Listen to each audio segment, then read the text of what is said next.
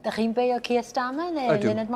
Ydw. Wy'n brobai a Keir Starmer yn glir oherwydd mae wedi symud i ffwrdd o gwerthwydd llafur, traddodiadol llafur, ac fel dyn ni'n deall hynny yn y cymoedd, ac mae hefyd wedi troi gefn a Gymru. Ac os ydych chi'n edrych ar ymgylch Plaid Cymru, ymgylch dda iawn gyda llaw, o'n i'n meddwl, o fe tipyn bach fel ymgylch Carwyn Jones, 10 mlynedd yn ôl.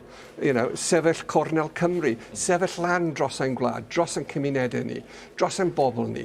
Ond oedd y blaid lafur wedi anghofio hynny. Os rhaid i Keir Starmer fynd felly? Oes. Yn sydd?